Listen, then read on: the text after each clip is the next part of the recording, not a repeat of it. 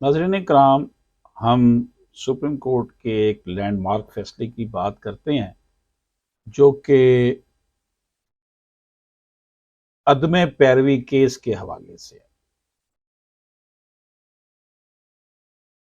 Supreme court of Pakistan کے سابق chief justice جناب جواد ایس خواجہ اور جسٹس ام ہانی مسلم نے 2012 SCMR 656 میں ایک لینڈ مارک فیصلہ دیا۔ اس فیصلے کو جناب جسٹس جواد ایس خواجہ نے لکھا۔ یہ فیصلہ عدم پیروی کیس خارج کیے جانے کے حوالے سے ہے۔ سپریم کورٹ میں درخواست گزار ثریا پروین نے ہائی کورٹ کے 18/10/2010 کے فیصلے کے خلاف اپیل کی تھی۔ درخواست دہندہ کا ایک دعویٰ جو کہ سول جج صادق آباد نے 7/1/2004 کو خارج کیا تھا، پھر ایڈیشنل ڈسٹرکٹ اینڈ سیشن جج صادق آباد نے 26/3/2005 کو اپیل اور ہائی کورٹ نے 18/10/2010 کو پٹیشن خارج کر دی تھی۔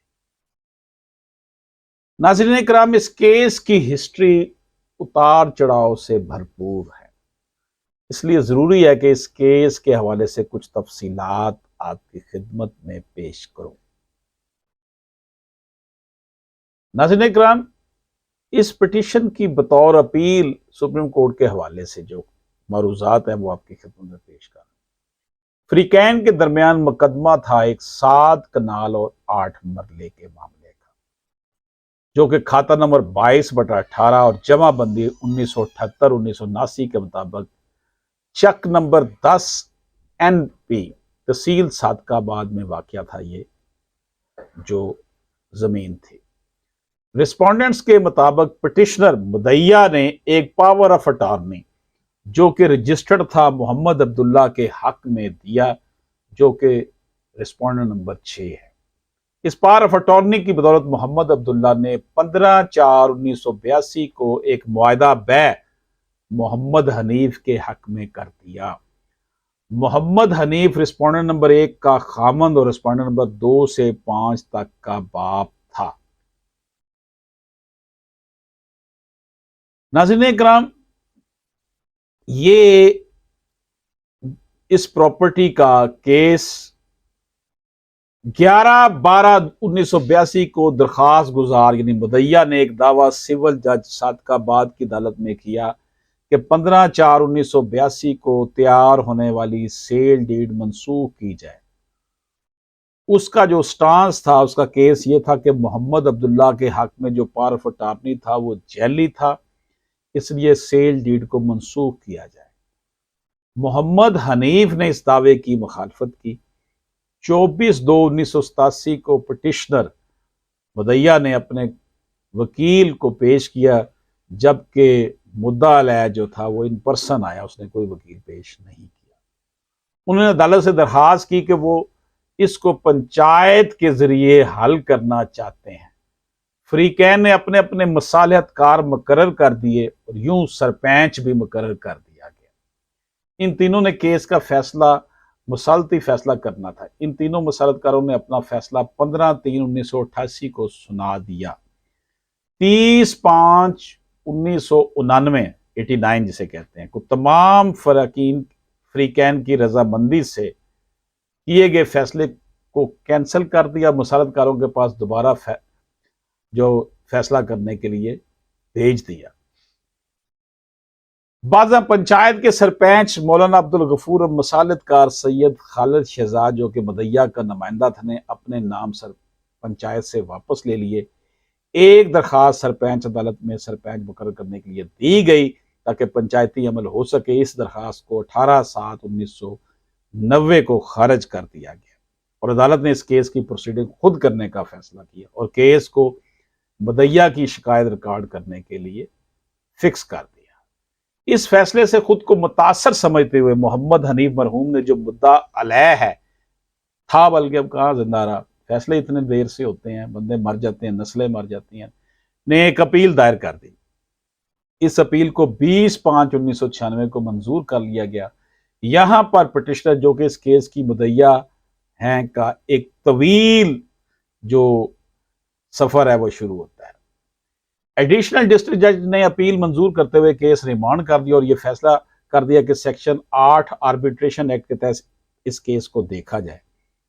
فری کین کو ٹرائل کورٹ میں 26/5/1996 کو پیش ہونے کا حکم دیا گیا، تاہم ایڈیشنل جج صاحب کے علمند نے رپورٹ کی کہ سردار احمد خان کی کورٹ جو کہ ٹرائل کورٹ تھی وہ بغیر کسی ریپلیسمنٹ کیے ختم ہو گئی ہے۔ اس پر جو مثل مقدمہ ہے، فائل ہے مقدمے کی، وہ ڈسٹرکٹ جج رحیم یار خان کو بھیج دی گئی کہ اس پر مناسب حکم کیا جائے۔ 26/5/1996 کو ڈسٹرکٹ جج نے انتظامی حکم کے ذریعے سے سول جج امام علی شاہ صادقآباد کو کیس بھیج دیا اور فری کین کو 2/6/1996 کو متعلقہ عدالت میں پیش ہونے کا حکم دیا۔ مرخواہ 2/6/1996 کو سول جج صاحب نے یہ حکم پاس کیا۔ 2/6/1996 کو مثل حاضہ منتقل ہو کر موصول ہوئی ہے، جو کہ درج رجسٹرڈ ہوئے۔ منجانب فری کین کوئی حضر عدالت نہ آیا ہے، حالانکہ متعدد بار پکار دلائی گئی ہے۔ ان حالات میں دعویٰ حاضہ بوجہ عدم پیروی خارج کیا جاتا ہے۔ اب یہ ریمانڈ ہو کر آیا تھا، کورٹ نہیں تھی، کورٹ ختم ہو گئی تھی، علمد نے اسے ڈسٹرکٹ جج کے پاس بھیج دیا کہ مناسب حکم کرے۔ مناسب حکم کے حوالے سے ڈسٹرکٹ جج صاحب نے اس کو جناب امام شاہ سول جج کے پاس بھیجا کہ آپ نے اس کی پروسیڈنگ کرنی ہے، اور پہلی ہی ڈیٹ پر انہوں نے یہ فیصلہ کر دیا کہ جناب منجانب فری کین کوئی حاضر نہیں ہویا، لہذا اس کو عدم پیروی خارج کیا جاتا ہے۔ مثل داخل دفتر ہوئے، یہ حکم سنا دیا گیا۔ اس موقع پر یہ پوائنٹ نوٹ کرنے کے قابل ہے کہ ایڈیشنل ڈسٹرکٹ جج کی جانب سے مثل ڈسٹرکٹ جج کو بھیجنے اور 26/5/1996 کو ڈسٹرکٹ جج کی جانب سے سول جج امام شاہ کو مثل بھیجنے، 2/6/1996 کو ٹرائل کورٹ میں پٹیشن کا عدم پیروی خارج ہونے تک کے تمام مرحلوں میں تمام احکامات جو پاس ہوئے وہ دونوں یقینی طور پر جو جتنے بھی یہ فیصلے ہوئے وہ دونوں جو فریقین تھے ان کی عدم موجودگی میں ہوئے اور پٹیشنر مدعیہ کو نوٹس کیے بغیر ہوئے۔ ناظرین اکرام، کافی عرصہ بعد، یہ عدالت کا آرڈر ہے، کافی عرصہ بعد یہ بات سامنے آئی کہ مدعیہ پٹیشنر نے مثل ڈھونڈنے کی کوشش کی۔ مدعیہ پٹیشنر نے فائل کی گمشدگی کے لیے ڈسٹرکٹ جج صاحب کو درخواست دی، جس پر کیا ایکشن ہوا جی؟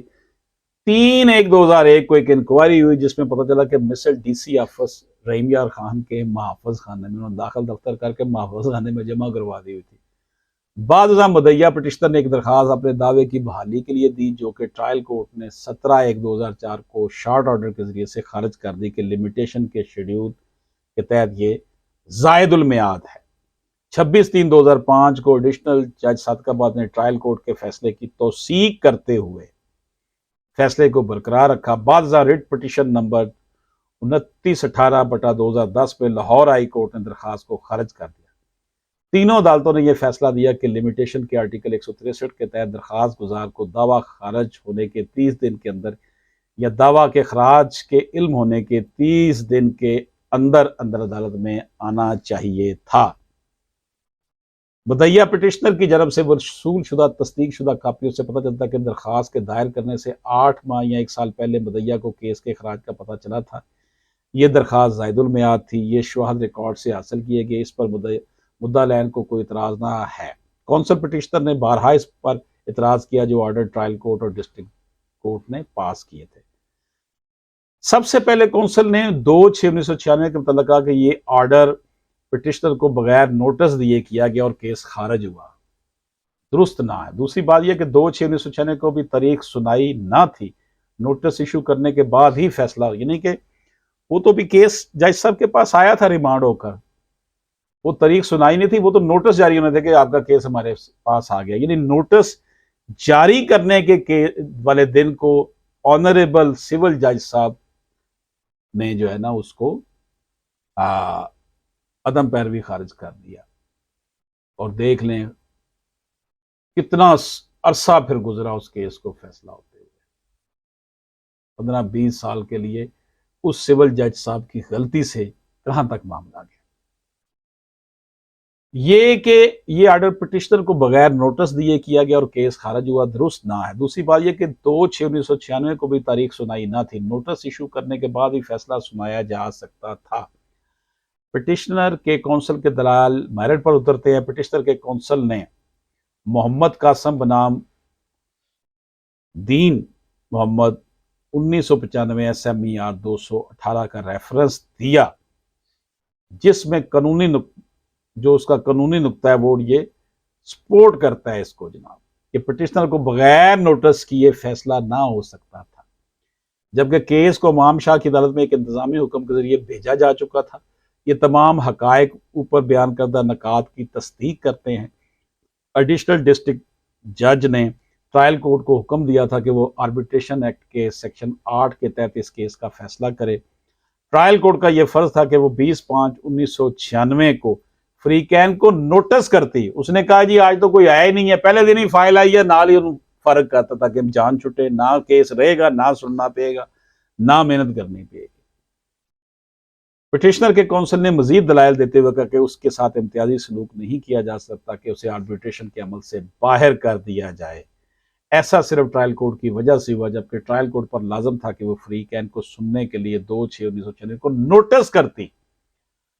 یہ واقعات جو بیان کیے گئے ہیں کے مطابق یہ بات ظاہر ہو جاتی ہے کہ عدم پیروی کی وجہ سے دعویٰ کے اخراج کا ذمہ مدعیہ پر نہ تھی، غلطی ٹرائل کورٹ کی تھی کہ اس نے کیس ٹرانسفر کے پس منظر کے حقائق کو نہ سمجھا۔ زائد المیعاد ہونے کی بابت تو سوال تب پیدا ہوتا جب عدم پیروی ہونا درست ہوتا ہے، نہیں کہ جب عدم پیروی جو خارج ہوا ہے وہ ایکٹ ہی غلط ہے، جج صاحب کا وہ فیصلہ ہی غلط ہے، تو پھر باقی جتنا بھی اسے ٹائم گزرا ہے وہ پھر کہاں سے عدم پیروی؟ اس غلطی کو درست کرنا عدالت کی ذمہ داری تھی۔ اس موقع پر رسپونڈنٹس کے کونسل کی جانب سے لمیٹیشن ایکٹ کے آرٹیکل 163 کے تحت فیصلہ کرنا بنتا نہیں ہے۔ جس دن پٹیشنر کا کیس عدم پیروی خارج ہوا وہ تو ہیئرنگ کی تاریخ ہی نہ تھی۔ عدالت نے بیان کردہ تفصیلات کے بعد اس پٹیشن کو اپیل میں تبدیل کرنے کی اجازت دی اور یہ کیس ڈسٹرکٹ جج کو بھیجا جا رہا ہے کہ وہ اس کا فیصلہ 1 سال میں کر دے۔ تو ناظرین اکرام، ایک سول جج کی نااہلی کی وجہ سے آپ دیکھ لیں کہ یہ اب 2012 میں یہ کیس بھیجا ہوگا، آگے 1 سال میں فیصلہ کرے، پتہ نہیں یہ کب اس نے اس کا فیصلہ کیا ہوگا یا نہیں کیا ہوگا۔ یہ کیس جناب 1982 میں دائر ہوا اور 10 سال تک تو یہ 1982 کے بعد 2012 میں سپریم کورٹ تک پہنچا۔ 82 اور 8 90 اور 10 100 18 سال اور پھر 12 سال، کتنا عرصہ ہو گیا جناب؟ 18 19 20 30 سال تک بھی فیصلہ ہونے کے قریب نہیں آیا تھا، وہ سپریم کورٹ تک کیس پہنچ گیا، اس نے واپس پھر اسی عدالت کو بھیج دیا جس سول جج صاحب نے اس کا بیڑا غرق کیا تھا۔ تو یہ قصے کہانیاں ہیں۔ سری لنکا میں ڈیفالٹ کے باوجود سری لنکا کیوں سروائیو کر گیا ہے کہ وہاں پر عدالتیں فیصلہ فوراً کر دیتی ہیں۔ یہ میں نہیں کہہ رہا، پاکستان کا بہت بڑا صنعت کار دیا منشا کہہ رہا ہے، اس کی کمپنیاں بھی وہاں کام کرے گا جی، اس لیے سری لنکا کی فوراً سروائیول ہو گئی ہے کہ وہاں پر عدالتیں فیصلے، یہاں پر تو کیس چلتے ہیں، کاروباری لوگوں کے ہاتھ بن جاتے ہیں، بزنس مین کے ہاتھ بن جاتے ہیں، زمینداروں کے ہاتھ بن جاتے ہیں، کیس 30 سال چلتا ہے۔ تو جب یہ صورتحال ہوگی تو پھر ہر شاخ پہ الو بیٹھا ہے، انجام گلستان کیا ہوگا؟ ہمیں اپنے جوڈیشل سسٹم کو ٹھیک کرنے کی ضرورت ہے کہ ایک سول جج کے غلطی کی وجہ سے کہ صاحب بہادر اس دن چھوٹا علاقہ ہے صادق آباد، وہ اس وقت اپنے آپ کو وائسرائے ہند سمجھ کر آ کے اپنے کورٹ میں بیٹھے ہوں گے، تو انہوں نے کہا ٹھیک ہے بھائی خارج۔ اس کے بعد دیکھیں نا، ڈسٹرکٹ کورٹ نے بھی وہی فیصلہ، ہائی کورٹ نے بھی وہی فیصلہ۔ اگر سپریم کورٹ بھی اس کو یہ نہ کرتی تو پھر انصاف کا، ویسے بھی جسٹس ڈیلیڈ جو ہوتا ہے وہ جسٹس نہیں پھر ہوتا، وہ انجسٹس ہوتا ہے۔ ناظرین کرام، انہی الفاظ کے ساتھ آپ سے اجازت چاہتا ہوں، اجازت دیجیے، اللہ حافظ۔